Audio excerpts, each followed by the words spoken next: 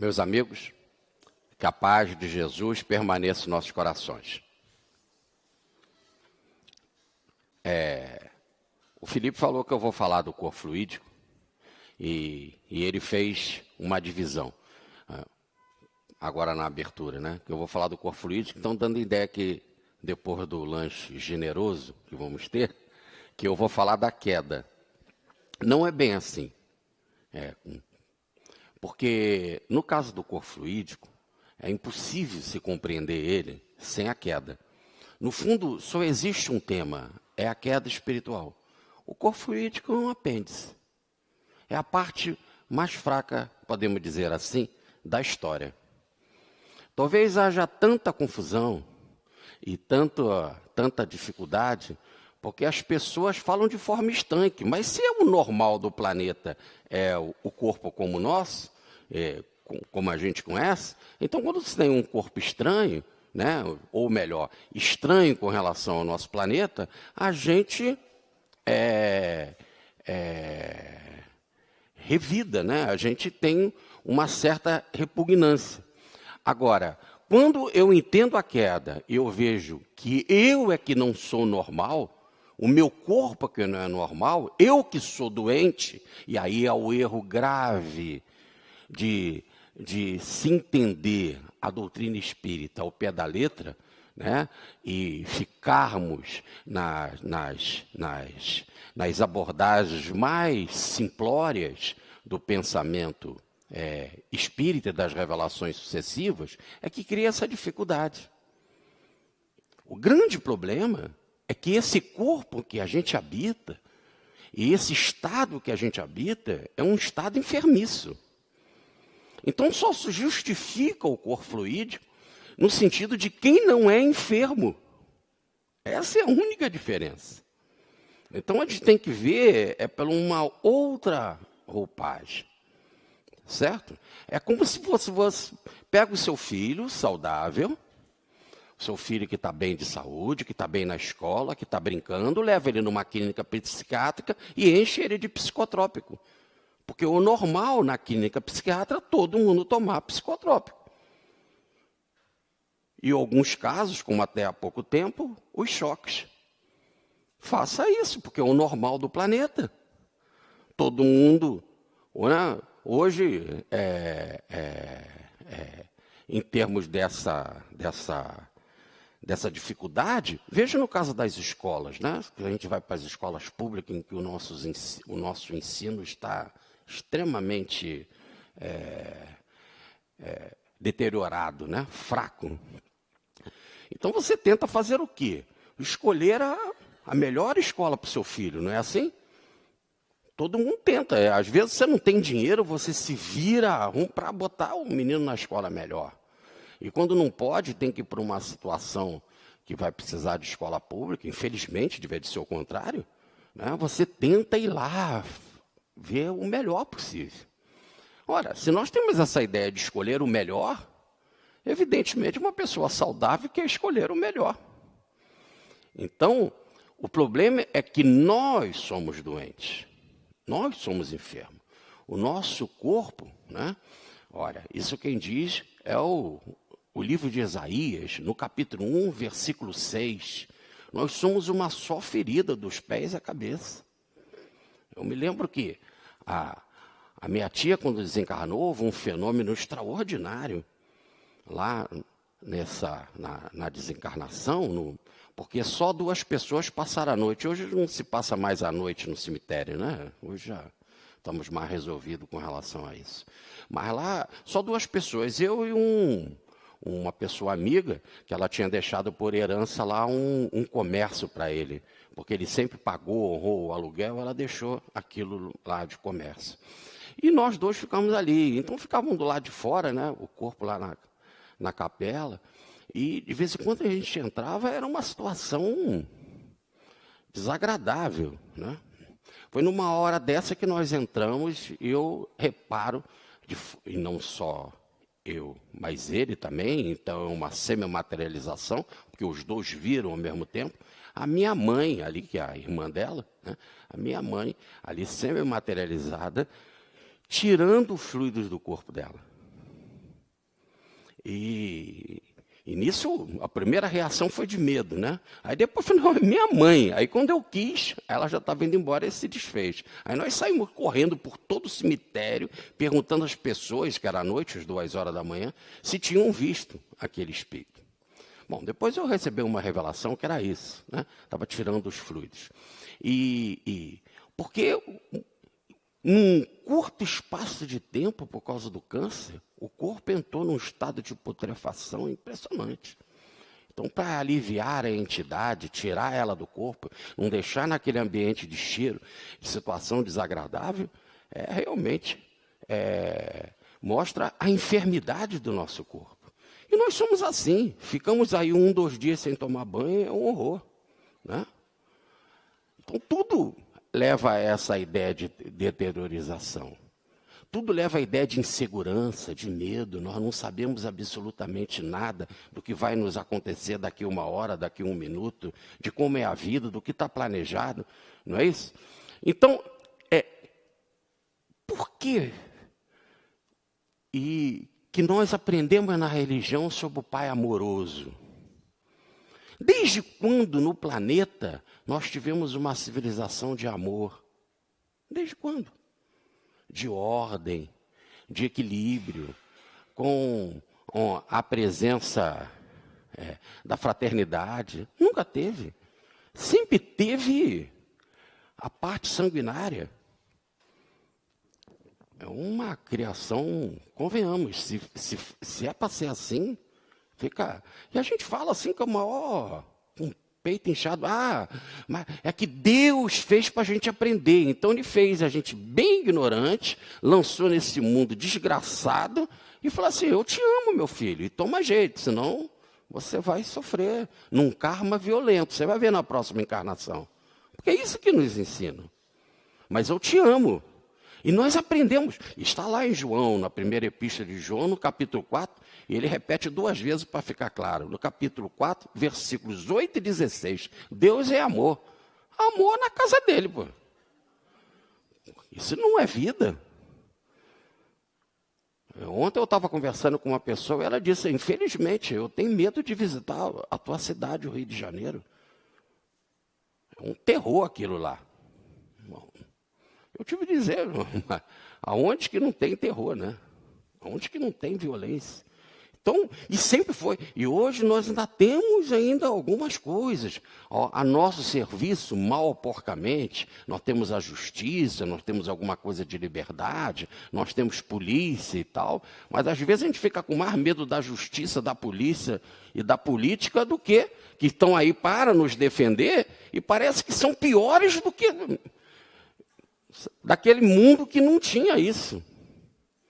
Então, e isso em todas as áreas, né? Porque você vai, por exemplo, você entra na religião, você entra no movimento espírita, meu Deus, estamos falando do movimento espírita, quanto ódio, quanta divisão. E não estou falando só por causa de Rustém, não, porque tem vários lugares aqui, por exemplo, São Paulo, que raramente tem Rustém e fica tudo brigado. Não é isso? A gente vê quando tem eleição em centro espírita, as disputas de chapa, de ódio e não sei o quê. Então, e se nós formos aonde que se espera ter segurança, a nível religioso, puxa, o que estão fazendo com a mensagem do Evangelho nas igrejas dos nossos irmãos evangélicos? Uma desordem, uma roubalheira tremenda. Ontem mesmo, agora falando da Igreja Católica, o cardeal principal, famoso dos Estados Unidos, renunciou por abuso sexual que começou, entre outros casos, num menino de 16 anos que era coroinha. Ora, onde que você espera que haja segurança, que haja amor, que haja Jesus? Há uma situação vergonhosa. Então, esse é o estado do planeta. E a gente diz assim, é normal, nós estamos crescendo. E isso é para a gente crescer. Só que a coisa mais contrária é que a gente não deseja isso para o nosso filho. Quanta gente faz assim, eu escolhi o país errado para reencarnar. Eu tenho um médico amigo nosso, ele diz isso, eu tinha de ir para a Suíça, para a Suécia, lá que é bom, com aquele alto índice de suicídio que tem lá, né? É tão bom que o índice de suicídio é altíssimo. Né? Então, independente disso, toda essa situação, então, de desequilíbrio, é que mostra o quanto nós somos desequilibrados. O nosso corpo é doente.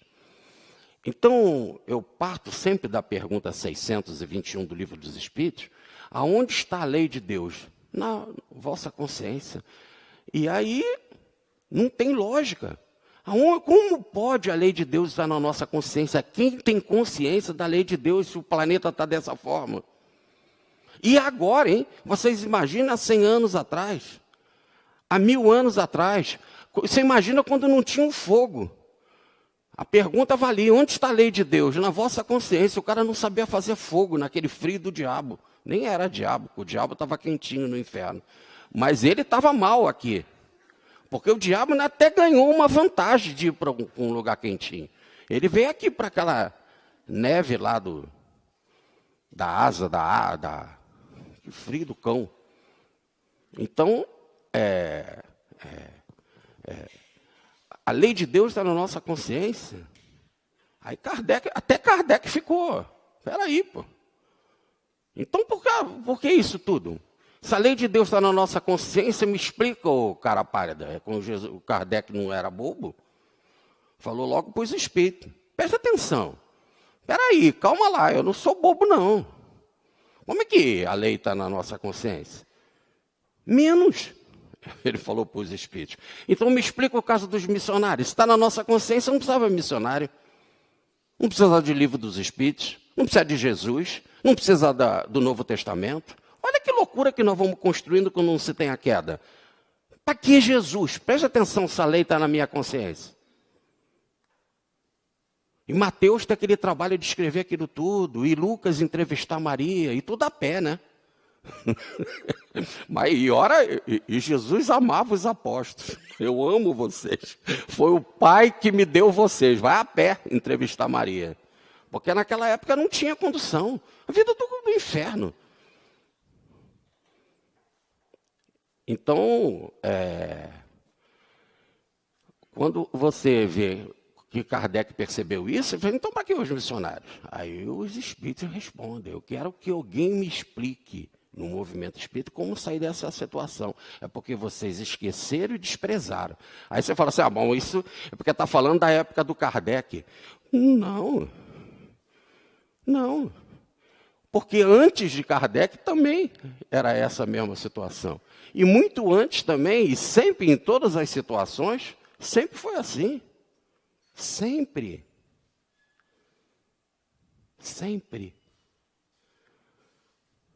Então não tem como a gente sair. A gente esqueceu e desprezou.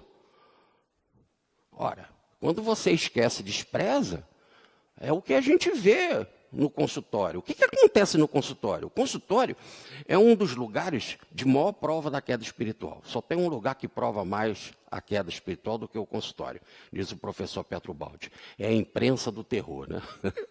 A imprensa fala essas bobagens todas, a gente acredita e todo mundo entra em pânico, né?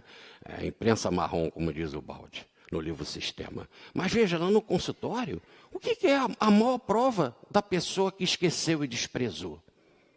É raro. Eu tenho uma paciente, mulher que não foi abusada sexualmente. Que coisa louca. Raro.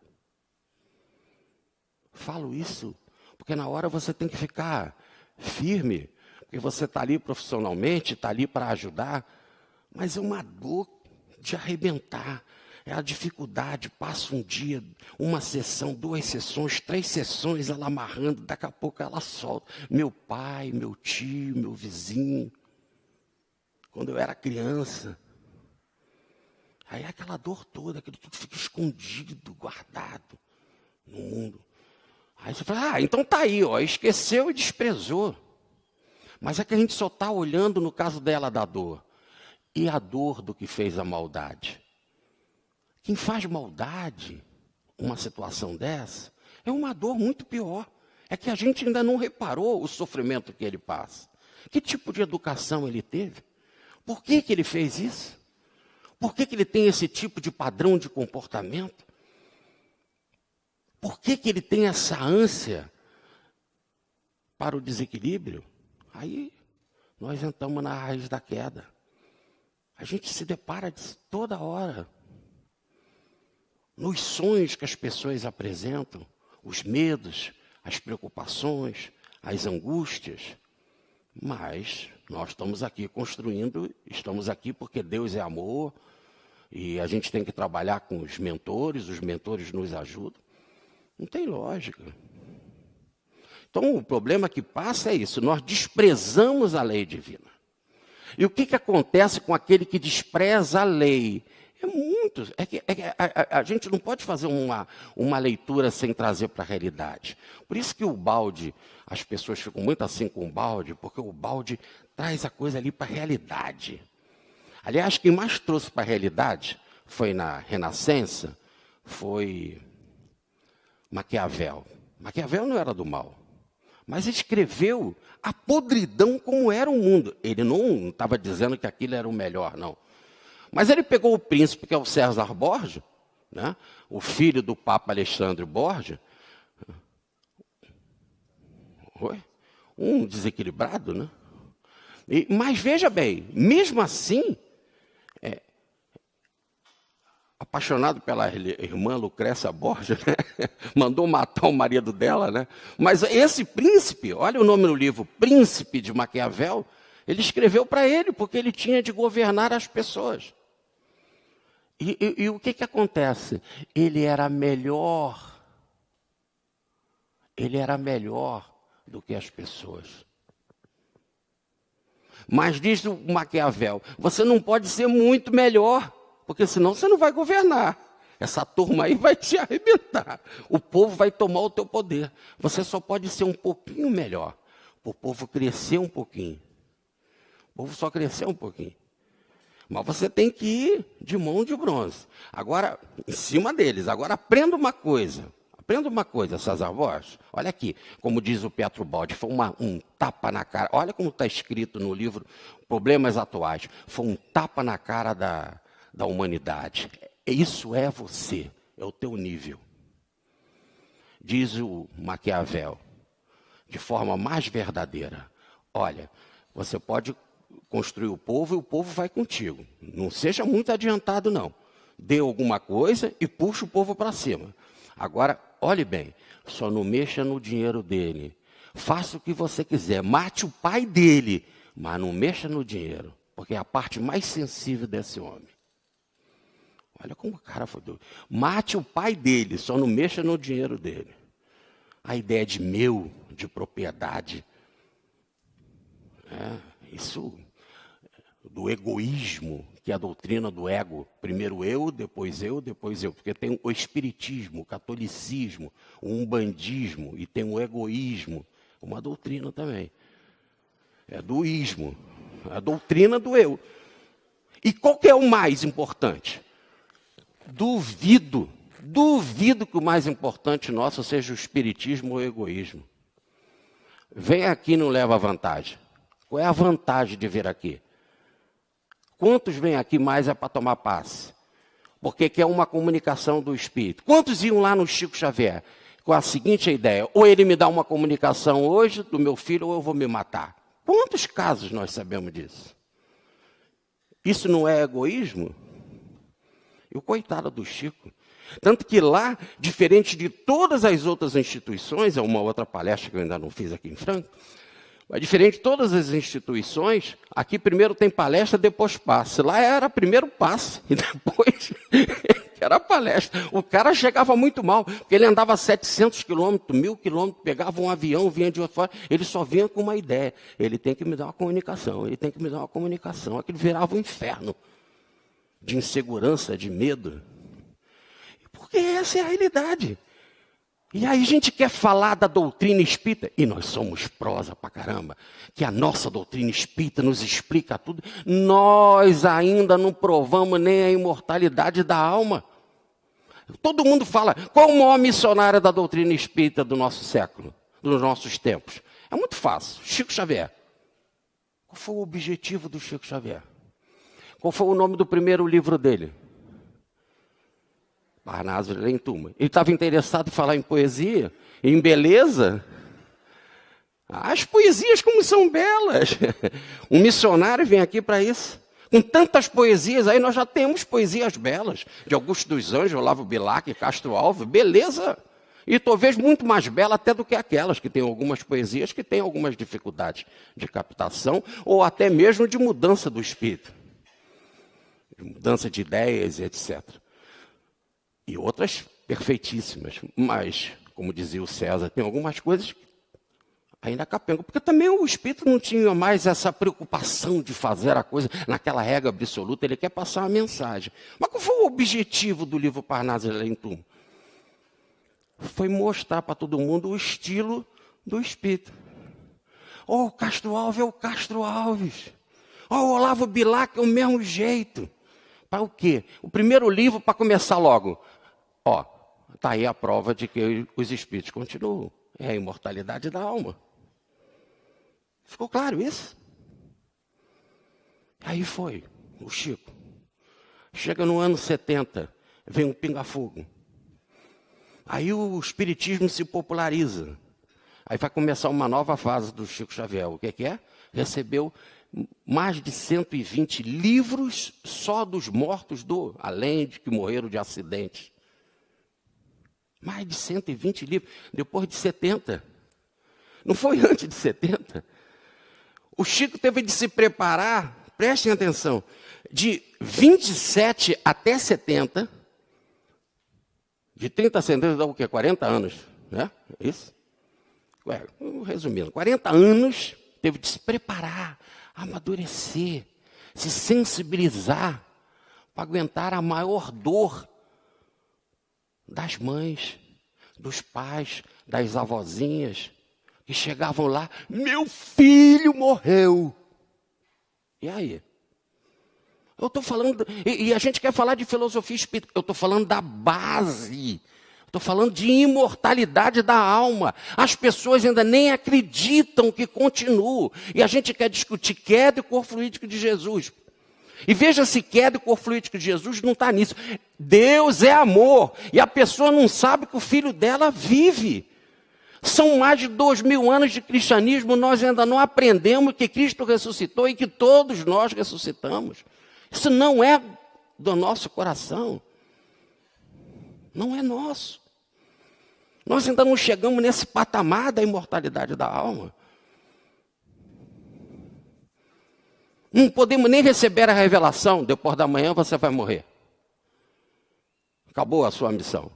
Quem pode receber uma coisa dessa? Nós não estamos nem preparados para ir, só para desencarnar. Uma moça foi o Chico Xavier, o Nilton sempre nos contava isso.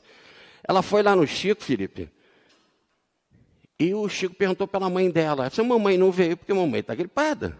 Ele, minha filha, vai orar. Pega o evangelho, senta com a sua mãe, passa a semana toda orando com a sua mãe, minha filha. Ela, mas Chico, boca gorenta, mamãe só está com uma gripe, ela não veio por causa disso. Por causa da friagem daqui de Uberaba. É só uma gripe. Ele falou, minha filha, passe o máximo possível perto da sua mãe. Ora com ela, leia o evangelho o máximo que você puder perto da sua mãe. A semana toda. Ela fez. Quando terminou a semana, ela desencarnou. Era para ela. E tinha de ficar perto da mãe para a mãe ser o sustento dela. Da força. Ela que ia desencarnar. E o Chico não pôde dizer isso. Completamente diferente. Olha como eu comecei a palestra da cruz. Mateus capítulo 26, versículo 2. Terminados esses ensinamentos, daqui a 2 dias, vamos começar o projeto da cruz. É assim que Jesus fala. Comendo com os apóstolos. Quando que nós podemos chegar a essa naturalidade da morte? Então, se nós ainda nem entendemos isso, tem que ter 120 livros, o cara tem que provar com a assinatura. Tem um livro muito legal do Chico Xavier, que é uma das maiores provas da queda. Gaveta da Esperança. é do espírito Laurinho. Laurinho deu 4 livros, se não me falha a memória. Mas Laurinho morreu de desastre de carro. E Laurinho tinha uma irmãzinha de 12 anos. Eles iam lá no Chico Xavier e o Chico dava mensagem. Olha, você escreveu 4 livros, olha quantas mensagens, né? E ele dava as mensagens. E esse livro especial, Gaveta da Esperança, é porque a mãe guardava o quarto do Laurinho. E deixava tudo arrumadinho lá no quarto do Laurinho. E tudo arrumadinho, fechado. Na gaveta. Ele tinha uma gaveta do escritório que ficava fechada a chave e a mãe com a chave. A irmãzinha, então, querendo falar com o Laurinho, como é que ela fazia? Ela escrevia bilhetinho, enfiava na frecha da gaveta, por isso o livro Gaveta da Esperança. Ela enfiava ali as perguntinhas, as conversas, os desenhos dela para o Laurinho. Tudo bem? Quando a família em Uberaba, o Laurinho respondia as perguntas da irmã. E a família queria saber, não, mas não tem isso, não tem essa informação. Aí eu falei, tem sim, está na gaveta. Aí abriu a gaveta, estavam lá as coisas. Bom, o Laurinho provou pela assinatura, provou pela letra, citando o nome dos amigos e tal, tudo isso.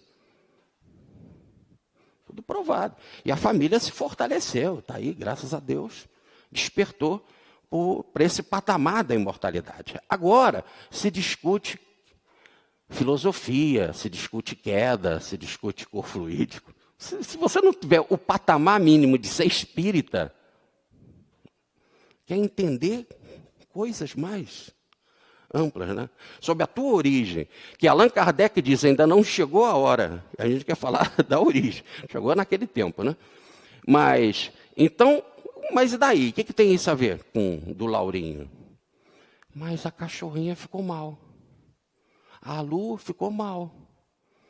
Aí ele falou assim, ó, como ela está mal, ele deu uma comunicação através do Chico e disse assim, vocês sentem conforto, porque vocês veem minha letra, vocês veem minha assinatura, eu falo o nome dos meus amigos e coisas que vocês não sabem, descobre na gaveta, segredos, documentos, isso tudo conforta vocês, mas vocês não podem explicar isso para a cachorrinha. A cachorrinha não tem a capacidade como vocês têm de entender as mensagens de Laurinho.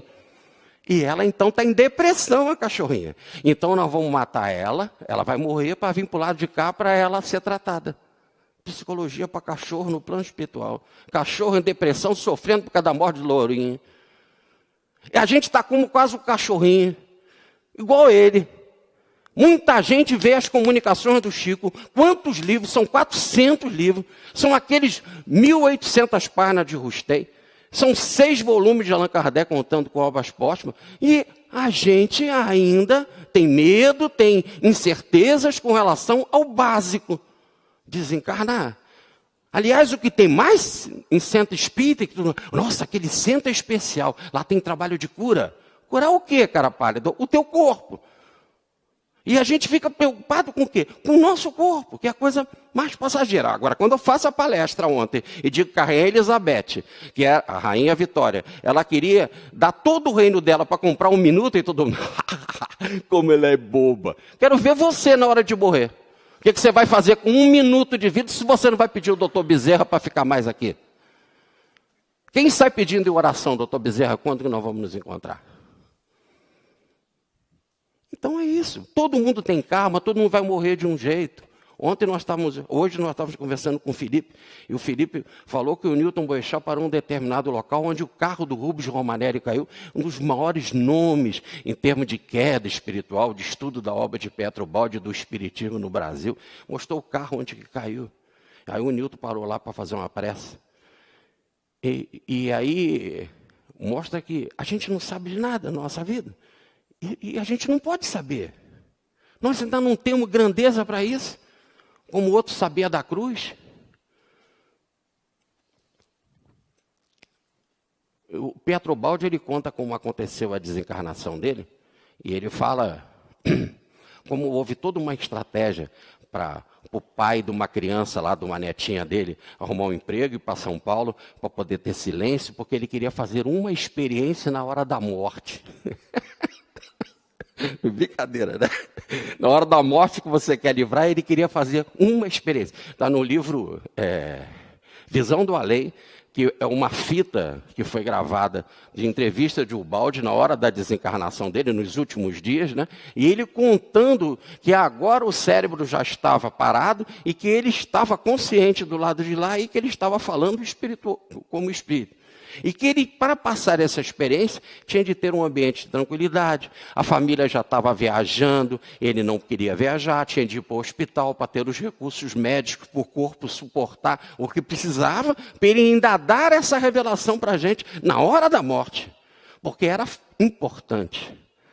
Então a espiritualidade preparou, arrumou até emprego para uma pessoa, tirou a criança de perto, a família não viajou, a família foi bloqueada, a viagem foi bloqueada, ele foi para o Hospital São José, e aí deu tudo certo.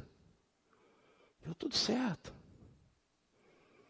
Até um tempo depois, ele desencarnou em 72, em 86 nós estávamos em Belo Horizonte para o Congresso de Ubaldi, ele foi divulgado, e o rapazinho leu, agora já era um senhor, ele leu a reportagem, vai ter um Congresso de Ubaldi. Aí ele lembrou, Ubaldi, eu guardei os pedaços do papel, eu era o médico dele, eu era residente, e como muitas pessoas foram lá visitar, ele era importante. Eu não sei o que ele era, eu só sei que ele era importante. Então, como eu era residente, eu resolvi guardar os papeizinhos do jornal da morte dele. Aí ele foi lá levar. Aí todo mundo, você pode projetar aí, contar como foi a morte do professor Petro Baldi?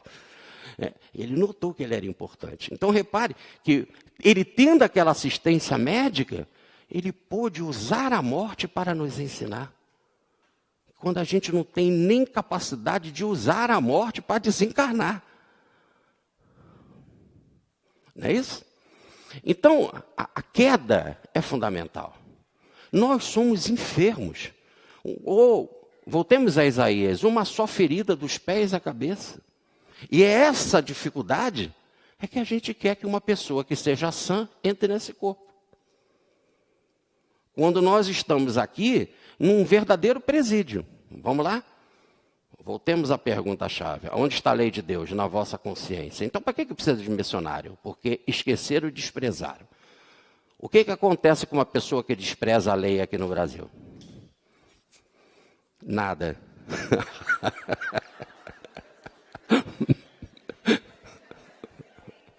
Ai, meu Deus. E vocês querem, essa risada que vocês estão dando, isso não é prova da queda? Tá certo? A pessoa despreza a lei, não acontece nada. Vocês querem que isso seja no reino de Deus? Sob a governança de Jesus? Numa bagunça dessa? Quem é o governador dessa bagunça? Não pode. Então vamos lá. De vez em quando a lei dos homens funciona, né? E corretamente, vamos falar só do documento do nosso Código Penal. Muito bem feito. Uma evolução no quadro das nações. Não que seja o melhor, mas uma evolução no quadro das nações. Vamos para o nosso Código Penal. Quem desobedece à lei, despreza a lei, o que acontece? Prisão, não é isso? Eu preciso explicar agora o que aconteceu com a gente? Aonde está a lei de Deus? Na vossa consciência. Mas para que precisa de um missionário? Por vocês esqueceram e desprezaram. Quem despreza vai para onde? Cadeia. Nós estamos em cadeia.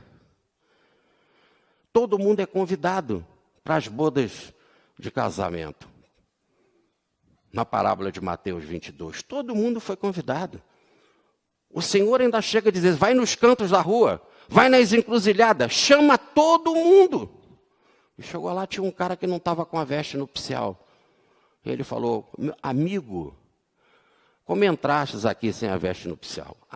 Primeiro, ele é do mal? Não, é amigo. Agora nós vamos botar em Jesus, que ele estava falando de ironia com falsidade? Não, é amigo. Jesus é amigo de quem é do bem e de quem é do mal ainda. Eu vos chamo de amigo. Lembra? Eu falei ontem, Mateus capítulo 15, João capítulo 15, eu não chamo de Senhor e sim de amigo. Eu não sou Senhor, eu sou amigo. Amigo, como que você entraste aqui? Você não está preparado. E disse para os preparadores, então, os servos, que são os preparadores da reencarnação. Leia Missionários da Luz, onde que tem lá aqueles que preparam a reencarnação. Amarra pés e mãos e lança fora. É o que nós estamos, amarrado. A gente está amarrado no nosso corpo. Um corpo pesado. Tá certo? Tem uns que têm até o corpo mais pesado ainda do que devia, né? Mas um corpo pesado, amarrado. Uma dificuldade para desprender. Minha sogra está desencarnando agora, coitada, uma dificuldade. Quantas vezes a família, que é a coisa mais importante, tem que sair de perto, senão a pessoa não desencarna. Que é aquele grude, um campo magnético tremendo. Não é isso? E nós estamos há 2000 anos de cristianismo, né? O que é mais comum quando uma pessoa morre? A primeira solenidade religiosa, como é que se chama? Missa de... E aí todo mundo vai lá na missa, aquelas pessoas que conheciam, não vão? Tudo lá no altar, Jesus, tudo isso, não é isso? E as pessoas vão lá para depois cumprimentar os familiares, não é isso? E falar o que para os familiares? O quê? O que a gente vai lá com o nome dessa solenidade? O que a gente vai fazer lá com os familiares? Dá o que para eles? Oi? Meus pesos. Sei que você está carregando uma coisa pesada. Você se deu mal. Você teve uma perda, foi muito ruim para você, uma coisa pesada. Meus pêsames. E como é que é a roupa das pessoas? Preta. E o que elas botam na cara? O que elas botam no rosto? Óculos, né? Óculos escuros, não é isso? Óculos escuros para quê? Para não ver os olhos cheios de lágrimas, né? Pesado, não é isso? Não é isso? Ou porque são falsas?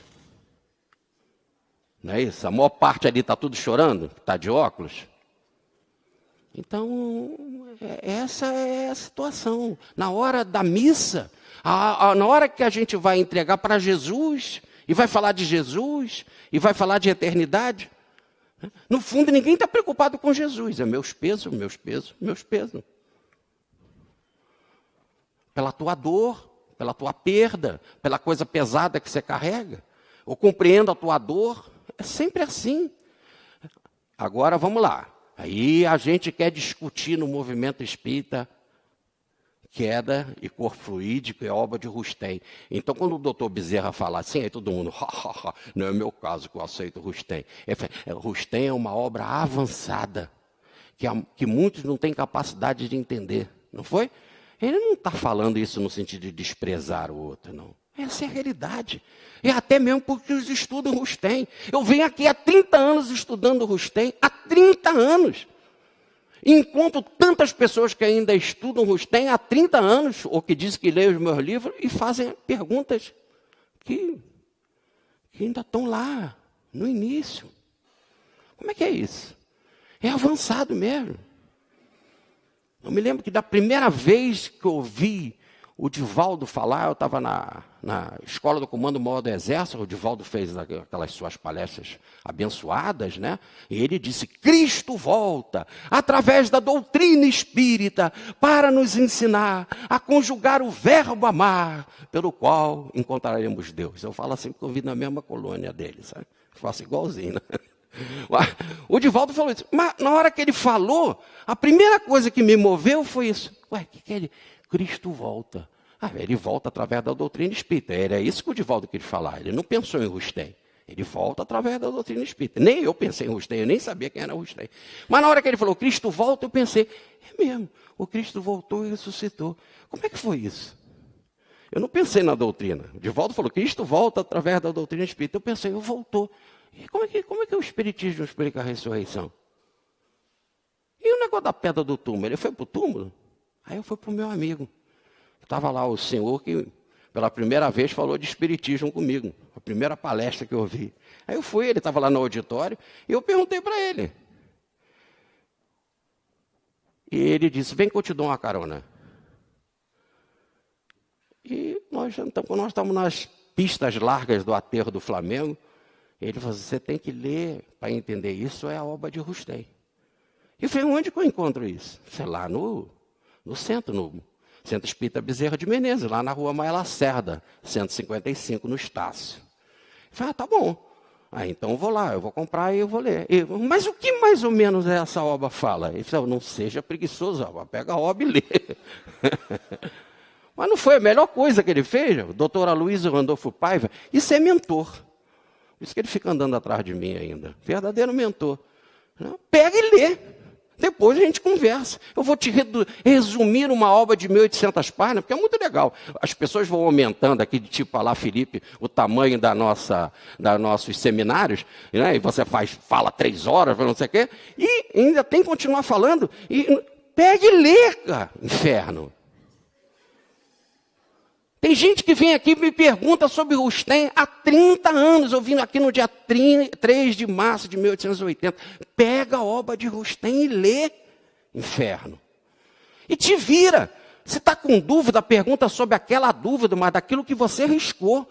E dizendo que a página 10, 20, 30, 40, 50 você já venceu. Mas a 51 deu problema. Boa ideia. Aí eu vou perguntar a alguém. E aí passa, mas vai ler. Estuda, volta, reclama. Eu leio assim, ele tem que me provar que eu entendo que está certo. Rustem tem que me provar que está certo. Kardec também, Jesus também, fez isso com toda a obra. Se eu não passar na minha cabeça, não adianta. O máximo que eu posso respeitar o nome da pessoa e deixar de lado, ser educado, evidentemente. Mas se eu não aceitar, blá, blá, tem que pegar e ler, estudar. É com confronto. Agora não é assim, sabe? A gente vai na faculdade, aquele trabalho em grupo, sabe? Trabalho em grupo, aquilo tudo é para passar de ano, só aí você ganhar o diploma, aquilo não presta para nada. Por isso faculdade não ensina. Por isso que a única que tem um tempo longo que tem que ter residência é de medicina, porque ela vai pegar a mãe do cara, ele tem medo, aí bota a pessoa lá na residência, né? Porque ela na prática vai aprender. Porque faculdade mesmo não ensina nada. Ficam lá, que trabalha em grupo, aquela coisa. Ninguém lê, tudo é xerox, né? Você tira uma xerox de um capítulo, em vez de ler o livro todo, é só um capítulo. E tem uma ideia assim, mais ou menos. Né? Quando eu fiz psicologia, foi apenas uma aula sobre Jung, né? Uma aula. Em 5 anos, uma aula sobre Jung. E a professora falou assim, alguém tem alguma contribuição para dar? Eu que tive de fazer a porcaria da aula. Dentro do meu conhecimento, na época que eu nem era psicólogo.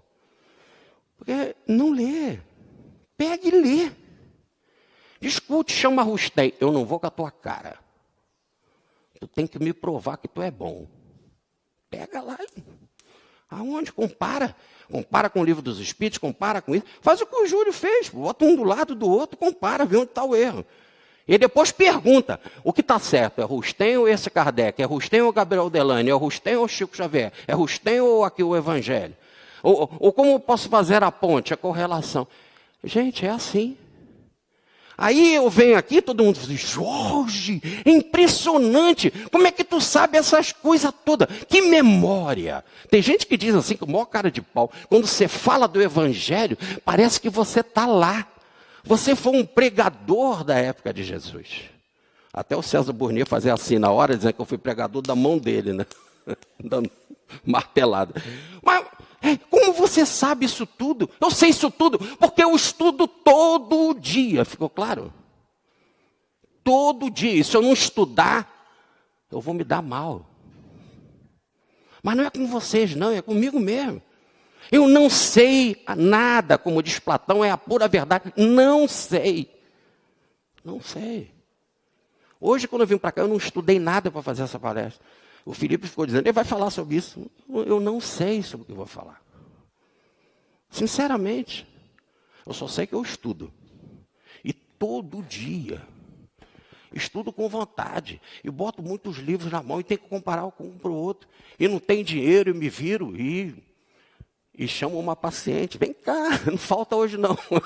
Aí compro o livro. Pelo amor de Deus, vamos adiar a sua loucura. Adia um pouquinho. Tá certo? E vamos lá. Agora, então, é a queda. A queda é a realidade. Você está preso.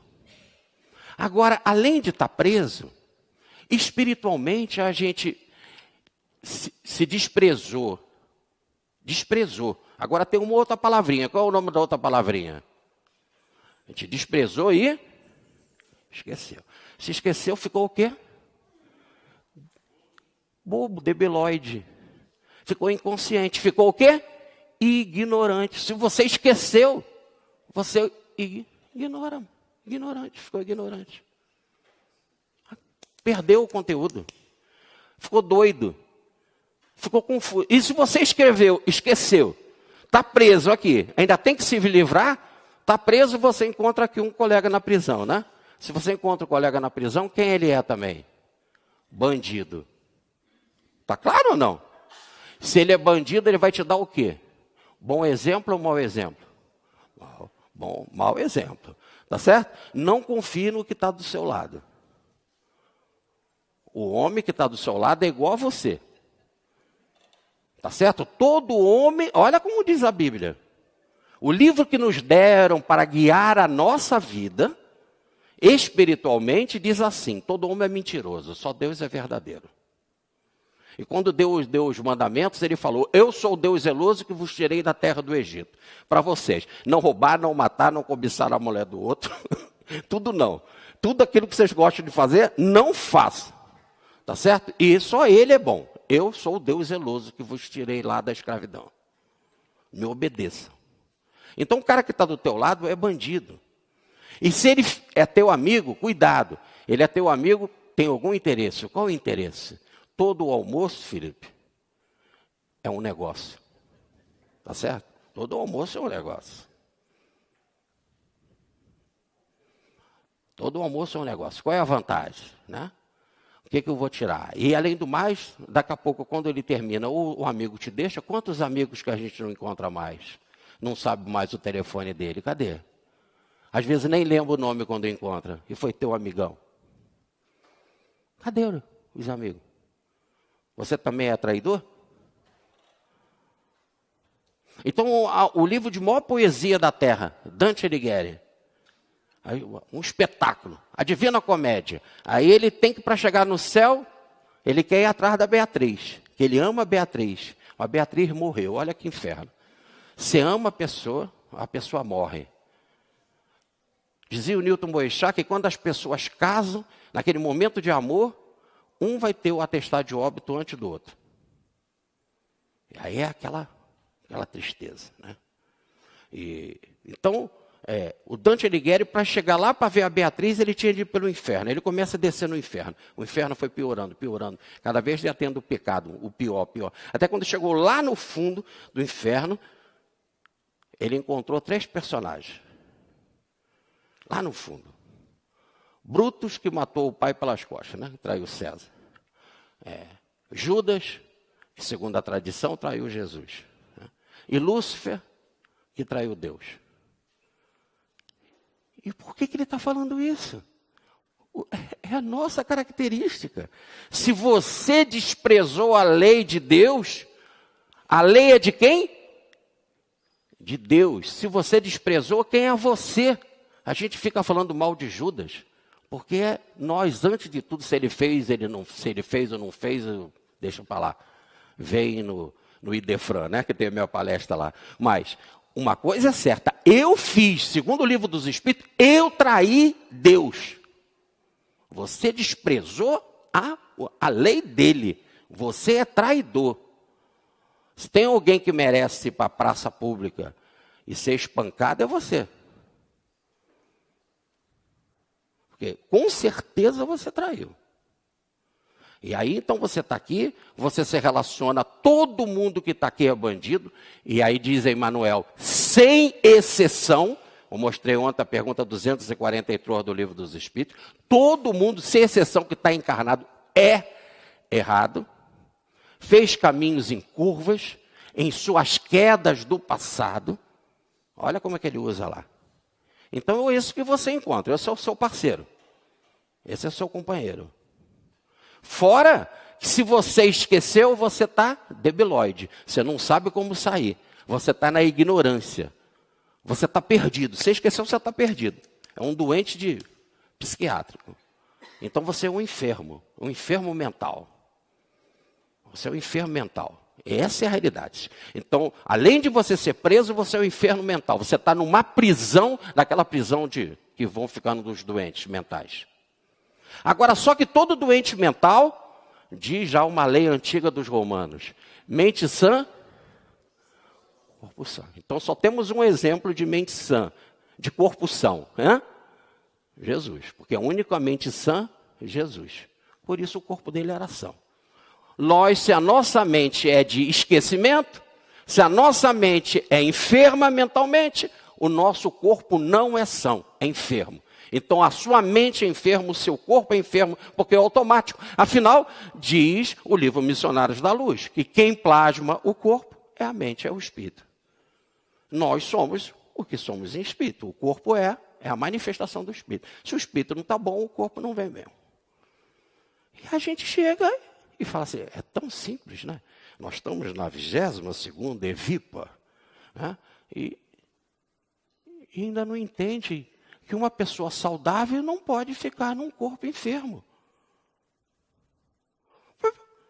Não tem lógica. Não tem lógica. Eu me lembro que quando eu era jovem, nós tínhamos uma criança, né? Criança, meu pai tinha um sítio no Recreio de Bandeirantes. E ele me deu um cavalo para mim. O cavalo era do exército, sabe, Felipe?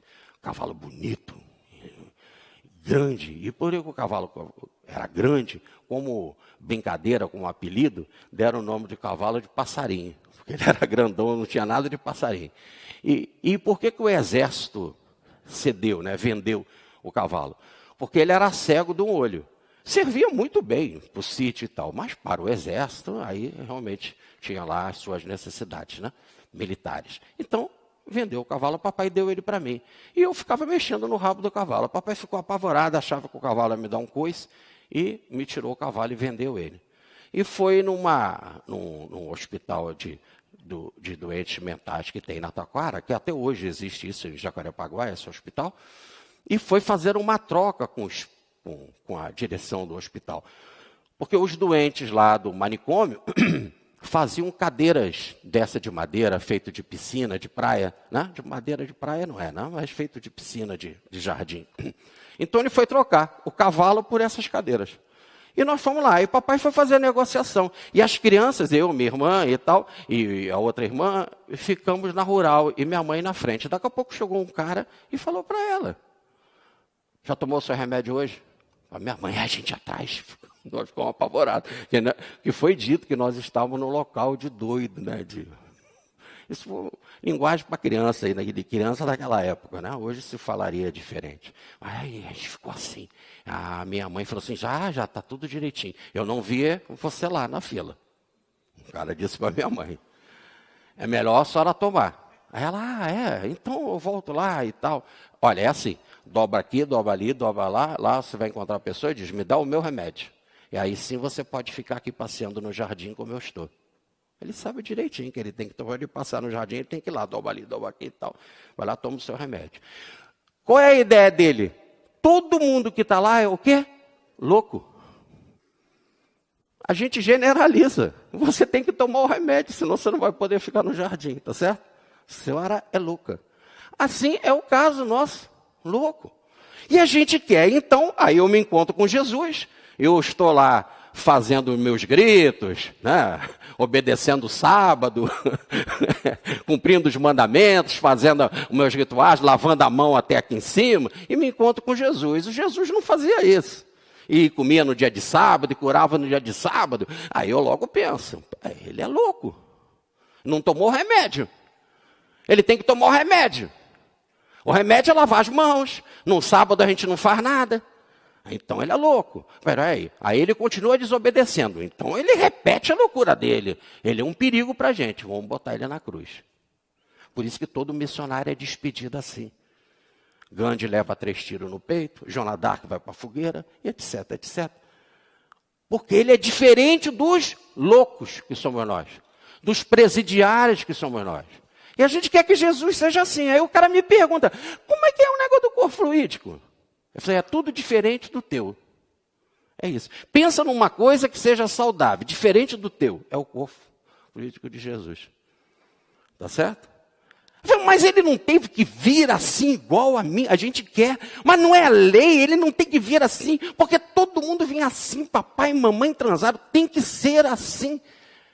A gente quer, porque quer. Isso é um egoísmo tremendo, é a doutrina do ego, que todo mundo tem que ser igual a mim. Eu sou o centro de referência. Não é a lei de Deus.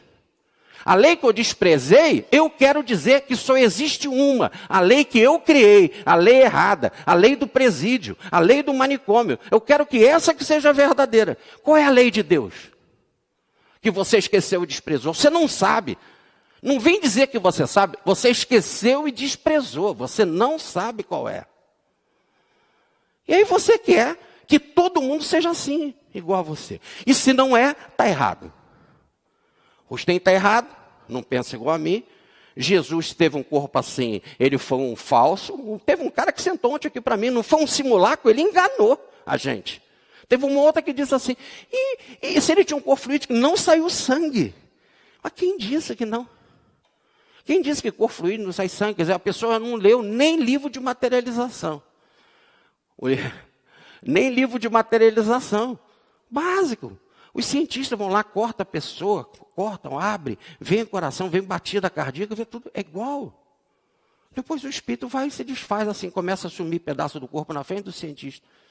Ele me corta aqui um pedaço do teu pano, disse William Crookes. Ela cortava, dava um pouco para cada um. Ele falou, pode restaurar? Posso. Batia e ficava todo certinho. E ela é uma criminosa, matou os filhos 200 anos antes. E tinha essa capacidade. E aí ela quer que seja igual. Aí ela chama uma escritora inglesa, vai na cabine, porque tinha de ter esse respeito de mulher, né? E ela vai na cabine, fecha a porta, tira a roupa e mostra para a escritora. Ou alguém que era culta, alguém que não tinha preconceito e que sabia olhar bem, porque era escritora. Tinha sensibilidade, era artista. Então ela tira a roupa. Está no livro do William Crookes. Ela tira a roupa. O nosso leal Wallace Rodrigues, no livro Katia Kings, tem isso em detalhes. Por favor. Aqui, né? Aqui de perto, Araraquara, né? Katia Kings de Rodrigues Leal, né? Wallace Rodrigues. Isso. Então ela tirou a roupa e mostrou para a escritora. E falou assim, aí, o que você vê? Pode escrever. Ela foi depois, escreveu e deu o depoimento dela. Uma mulher perfeita igual a outra, com tudo, os órgãos, tudo, os pelos, todas as condições, e lindíssima, como se estivesse dizendo, um corpo de mulher lindo, como se estivesse assim, desejável para um homem, desejável para uma relação, com todas as condições possíveis para até um ato sexual. Chega, veja bem, como o espírito ele tem que descer ao detalhe. Para um espírito isso tem que descer um detalhe. Por isso que ela disse que era uma missão. Ela estava pagando naqueles 3 anos o crime dela. Mesmo materializada, ela estava resgatando. Leiam isso no meu livro, Os 4 Evangelhos de Rustem, Resposta aos Críticos. Está na internet, é só baixar. Então, ela estava pagando esse karma. Isso não é do Rustem, né? Ela contando para o William Crookes. Pagando, resgatando. Um corpo materializado e ela diz que está resgatando. E o cientista escreve isso, as palavras dela. Então, a gente precisa abrir os nossos horizontes. Não é com a minha lei que eu desprezei e fiquei esquecido que eu vou querer julgar qual deve ser a lei de Deus. Lembra, eu não sei como é a lei de Deus na sua integridade. Pietrobaldi vem ensinar um pouco mais. Isso eu ainda não estudei Rustem, que são 1.800 páginas. Na obra de professor Pietrobaldi, são 24 volumes, de cerca de 300 páginas cada um. Multiplica e você vai ver. E aí tem que estudar isso. Aí ele já vai falar, olha um do nome dos livros dele. A lei de Deus. Olha o nome do outro. A técnica funcional da lei de Deus. Olha o nome de um outro livro dele. Princípios de uma nova ética, quando ele estuda a psicologia. Quando ele estuda Jung, Freud e outros. Então, é isso. Então, qual é a lei? Agora que estão nós estamos indo. Sabe o que o Balde fala? Está no livro Princípio de uma Nova Ética, e principalmente nesse Visão do Além. Está na internet, pode abaixar, é um livrinho fininho, ele contando na hora da morte, contando o que estava passando com ele. Espetacular. Isso tem em vídeo, em áudio também. Eu tive a oportunidade de ouvir em Brasília o áudio e de ter o livrinho e ler. Eu tenho o CD também com esse áudio. Mas ele estava contando, com relação à lei, ele falou assim, imagina uma esponja, a lei é uma esponja, eu sou uma agulha, eu já consegui espetar a esponja. Olha o pouquinho que ele sabe, ó. Vou explicar. Imagina a lei uma esponja. A gente é uma agulha, eu já consegui espetar a lei. Já pegar uma coisinha, imagina uma ponta de uma agulha. Só isso. Então, a lei que a gente o quê? Esqueceu. Agora, se você tem toda a doutrina de Kardec, toda a doutrina espírita, né? do Kardec, a revelação de Kardec, você tem a de Rustem, você tem toda a obra de Ubaldi, só para falar por enquanto dessas três, botar o do nosso querido Chico também. E quando chega o Ubaldi, ele diz que ele só tem uma pontinha, que ele entrou lá na lei e pegou uma coisinha. E a obra dele é uma sequência dessas outras, né? Então você, é uma sequência, assim, estou falando cronologicamente, não em termos de importância, né? Ou melhor, ele já bebe daquela outra obra. Foi ele que falou na Federação Espírita de São Paulo, Kardec me adiantou 30 anos, porque senão eu tinha de ficar trabalhando lá a imortalidade da alma, eu não preciso mais, eu já tenho pronto em Kardec. Eu não preciso mais trabalhar o livro dos médios. Diz ele, chegou o máximo. Lendo o livro dos médios, está no livro Aos Noures, descobri uma moral perfeita. E descobri que médium sem moral é o mais problemático que tem. Então, na hora que eu deparei-me com a ética, com a moral e com o afeto, no ponto mais alto do livro dos médios, eu entendi que a mediunidade tem que ser disciplinada no amor, no evangelho. Ele coloca isso lá. Então, quando eu chego na obra de Ubaldi, ele diz que é uma pontinha. O que se passava na cabeça do Francisco quando ele estava no Monte Alverne? Quando ele se encontrou com Cristo? Como é que é isso? Não sabemos. Ele contou? Não sabemos. Como é que era a capacidade do Cristo? A gente fala, ele pegou o fluido universal e multiplicou os pães. 5.000 homens comeram, fora as mulheres e a criança. Vamos agora para o passe. É assim que a gente faz no centro espírita, né? Agora vamos para o passe. Ele usou o fluido universal, coagulou o fluido universal, multiplicou os pães e os peixes. Tudo bem? É isso que a gente sabe. Como é que pega o fluido universal e multiplica os pães?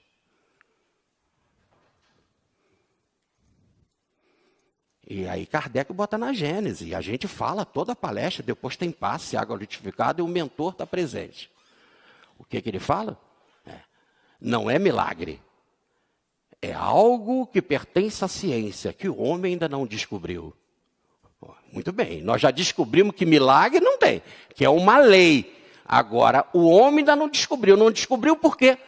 Aonde está a lei de Deus? Na vossa consciência. Você esqueceu. Você não sabe. Agora, o Cristo tinha a técnica. Ele sabia aquilo tudo. Ele teve a técnica de construir o planeta. Tudo, construir. A gente fala, ó, Jesus fez o planeta. Jesus é o governador da Terra. Jesus tem que ser doente igual eu. Tem que ficar aqui amarrado, preso, ficar num corpo doente, nesse manicômio. Por quê? Porque é assim que é com todo mundo que esqueceu e desprezou. Sem exceção. Tudo bem? Muito bem. Está na hora do lanche? Então, nós vamos dar uma paradinha. E depois eu vou entrar com uma lenda, depois do lanche, uma lenda sobre a queda espiritual. Nós vamos trabalhar a lenda mais famosa da queda na época de São Francisco. Tudo bem? Mas que ela veio dos gnósticos. Mas ela só ficou famosa na época de São Francisco.